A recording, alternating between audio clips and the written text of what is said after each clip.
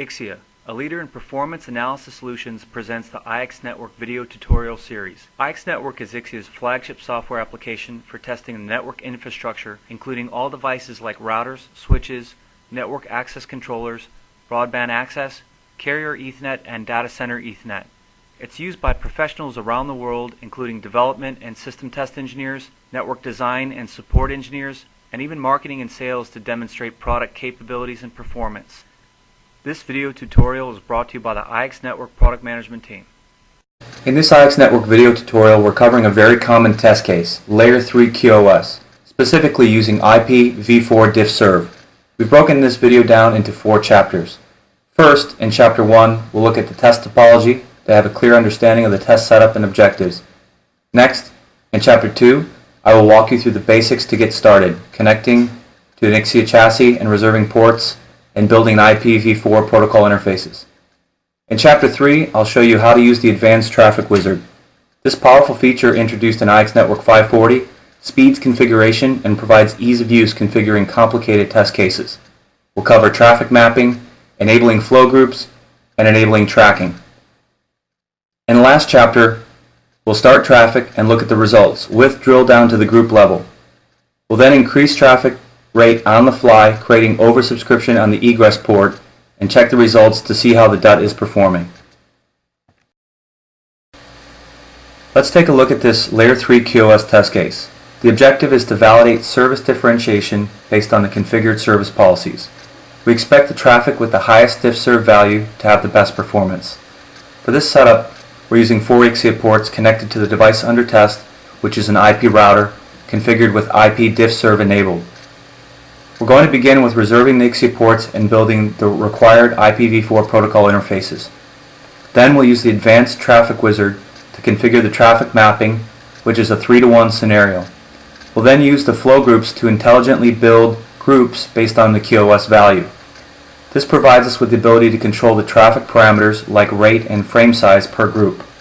We'll also enable tracking by QoS and source destination IP address. When we start traffic, we'll first start out not oversubscribed, making sure that the total transmit rate is not more than 1 gigabit. Then we'll increase rate on the fly the low priority traffic, creating oversubscription on the egress interface, and check to see how the DUT is performing. In Chapter 2, we're going to get started with the IxNetwork GUI configuration. To begin, we start in the test configuration view, and the first step is the port manager. I can see I have no ports here in my current screen, so I click the plus sign here to add ports. This brings up the port selection dialog. First thing we need to do is add a chassis. I have my IP address of the IXIA chassis here. I click OK. It then connects to the chassis, reports back to me the IXOS version and the cards and ports available. So I expand card 1. And on card 1, I'm using ports 3 through 6. So I click on port 3, I can do shift select through port 6, and then I choose the button to add, assign, and add new ports. And I select OK. At this point, the IxNetwork application connects to those ports and reserves them. As soon as the state comes up green, I know I'm ready to go. There's some basic options here in the port manager.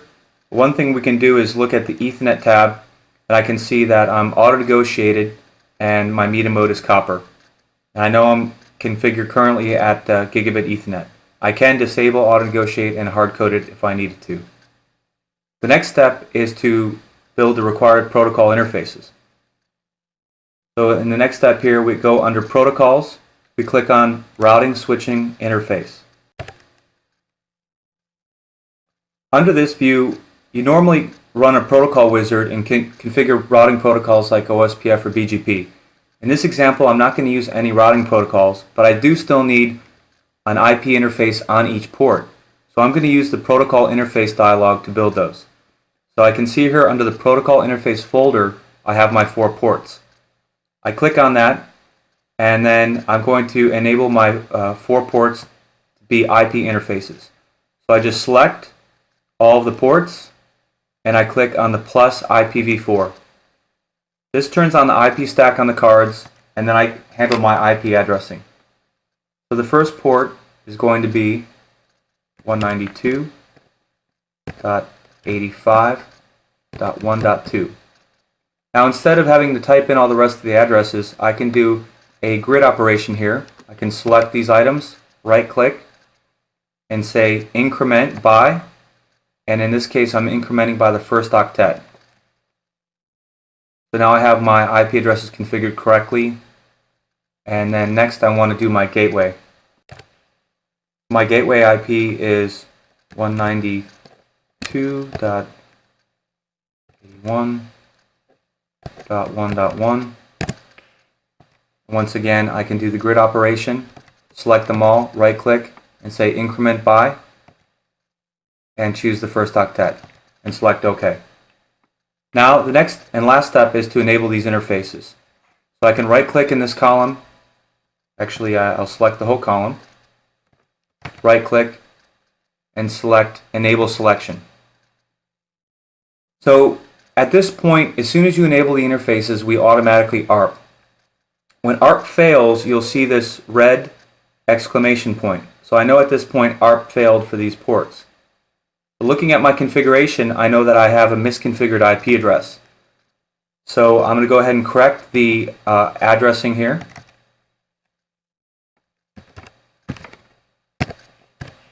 Second subnet should be 85. So we can quickly modify one address, right click, and use increment by for the grid operation. And same on the gateway.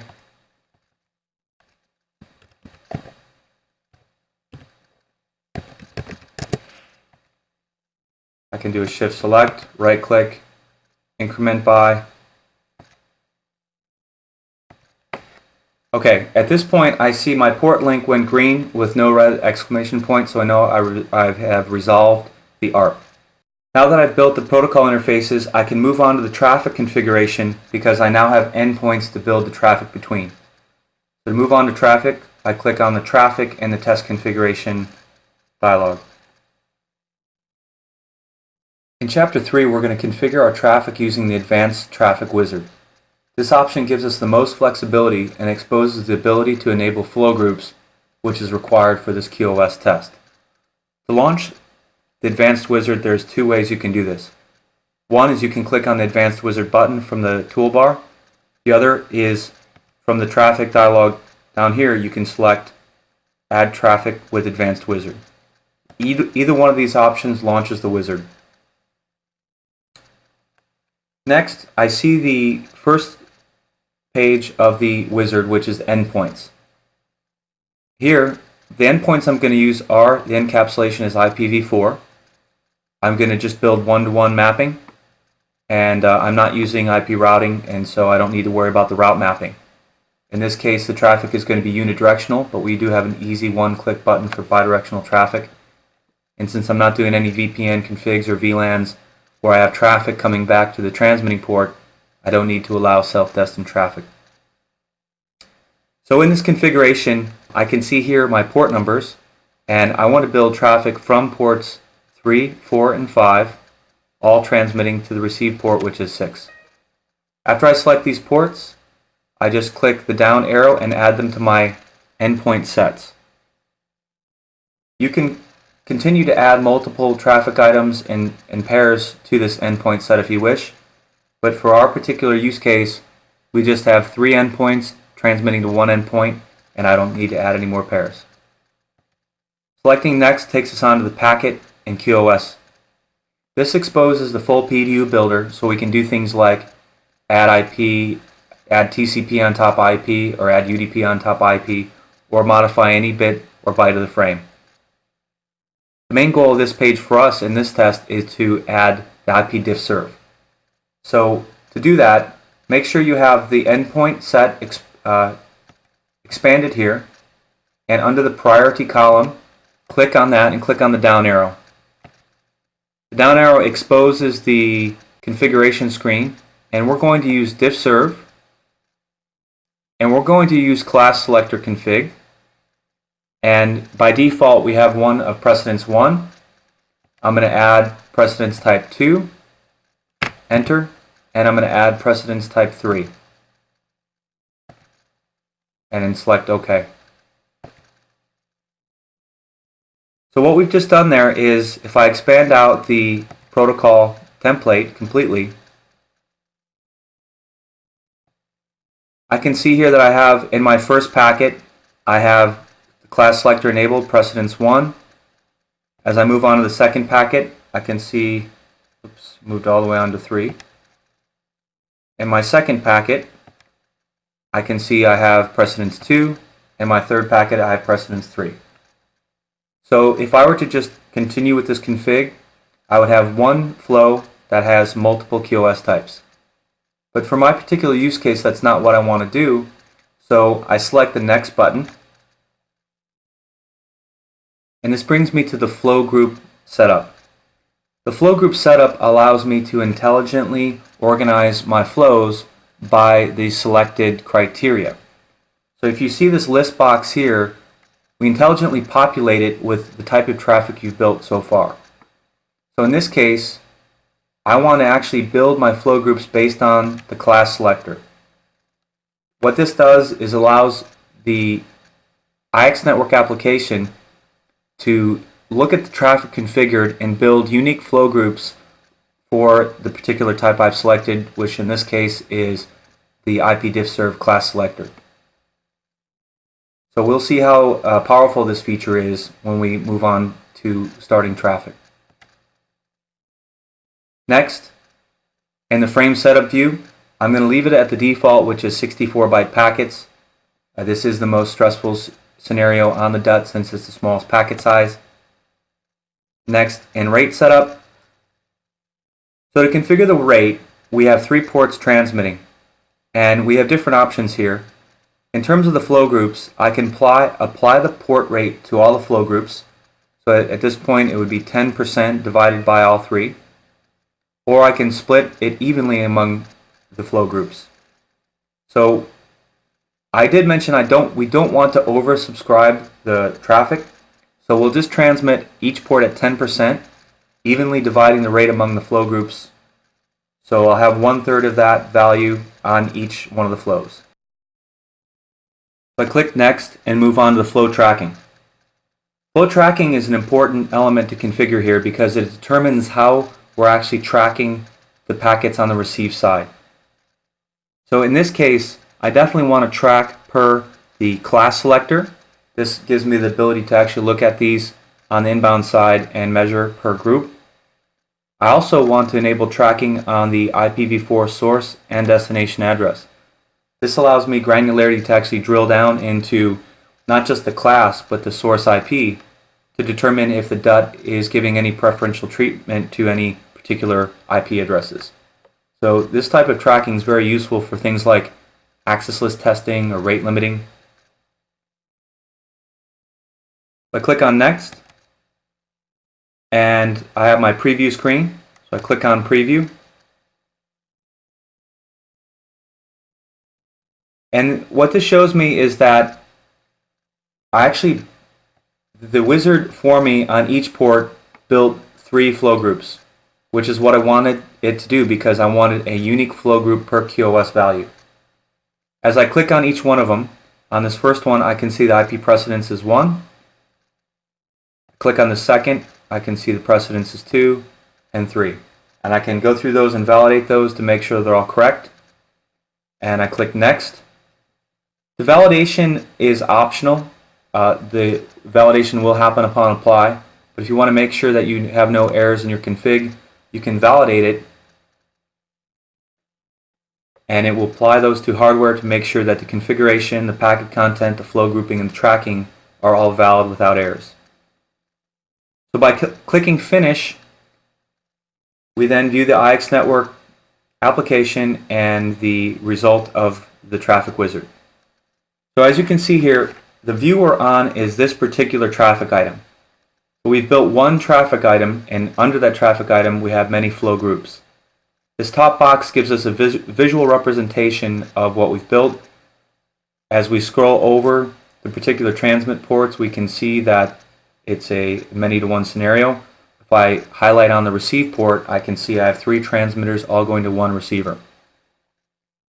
I have a plus box here I can expand, and in this case we built the static IPv4 interfaces. If the traffic was also sourced from something like OSPF or BGP, we would see that listed here.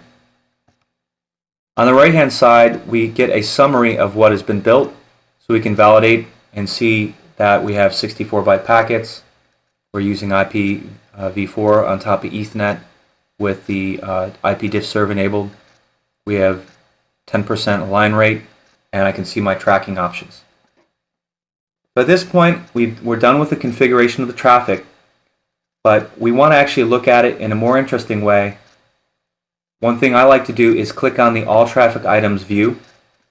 Here I can see I have 1 traffic item configured, and I can look at the high-level configuration.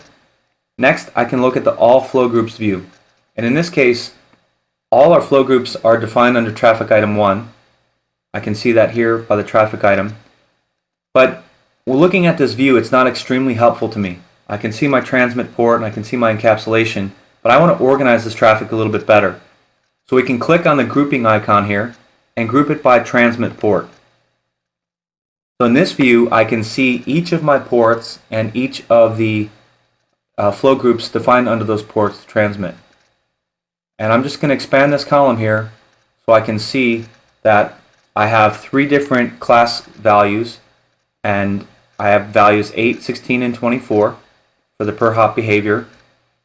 And another useful method I can do is actually click on this and then group it by the class selector. So what this does is, although it's across different ports, I can actually look at my traffic and look at it per the QoS group. This makes it easier when I go to actually change my rate on the fly and actually change rate on the low priority traffic. So at this point we've finished the configuration of our traffic. The last thing to do before beginning transmitting is actually applying the changes to the hardware. I can see on the layer 2-3 traffic apply button, I have the exclamation point. This means the apply needs to happen. If I click on that button, and this configuration will be applied to the hardware. Once the configuration is applied to the hardware, I'll be able to transmit and look at my statistics.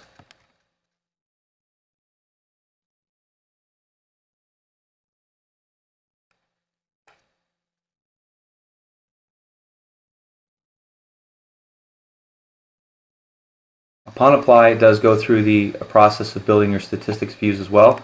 The apply is now complete. I can tell because the transmit button has gone green and I'm ready to transmit.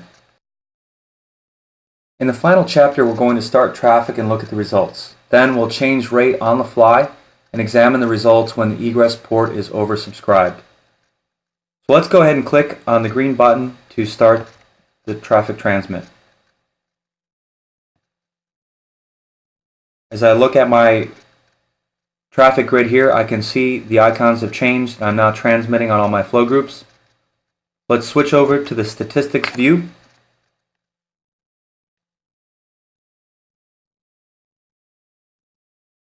So in the statistics view, there's no results shown by default. So let's click on the traffic item statistics. Looking at the traffic item statistics, I can see here with my transmit frame and receive frames incrementing, I have 0 loss, and that is expected. So without having to look at every flow group or every flow, I can see at an aggregate level I have no loss, and that is expected at this point because I'm not oversubscribed.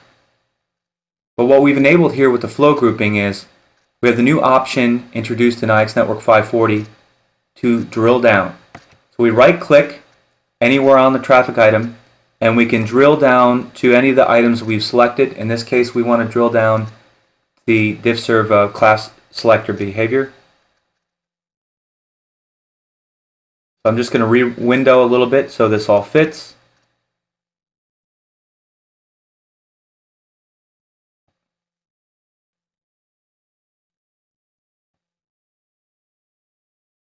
And I can see that I currently have even performance here from the classes 8, 16, and 24. I have no loss across these groups. So once again, I'm confirming what I expected at this point, which is without oversubscription, we should have no loss and everything looks good. Let's jump back to the test configuration.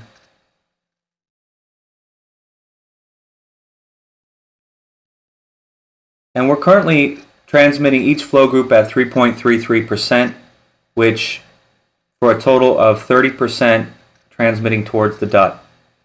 So let's take the low priority traffic, which in this case is the lowest QoS group, 8. We can highlight individual flow groups or highlight them all. And let's actually take this rate way up. So our total transmit rate needs to be over the 100% mark. So being the two other ports are transmitting at roughly 10% rate, we're at 20 gig, or 20% of a GigE interface. So we actually want to go up to, let's go all the way up to 80%. And we can use the slider bar and change on the fly. If you can't get the exact value you want, you can also type it in the grid. But as soon as I let go of the slider bar, that change happens on the fly. So I can change back to my statistics view. And sure enough, I have loss occurring. And when I'm looking at my statistics here, I can confirm that the loss is occurring at the lowest class group, which is also good. So we want to look at this actually one step further, because now we can see that we have the IPDiffServ policy is working correctly, and the highest priority and the middle priority traffic are not getting stepped on by the low priority traffic. I want to right click and drill down per source address. Drilling down per source address lets me look at the statistics per source interface. In this case, I have 3 sources. And this is actually not what I would expect. I would expect to have basically even performance across all 3 ports. But as I see here, this particular port on the device has only roughly 24% loss. The second port has almost 70% loss, and the third port has 86% loss. So this is actually not expected, and my DUT may have actually preferential treatment or something going on where particular ports have better performance when under oversubscription.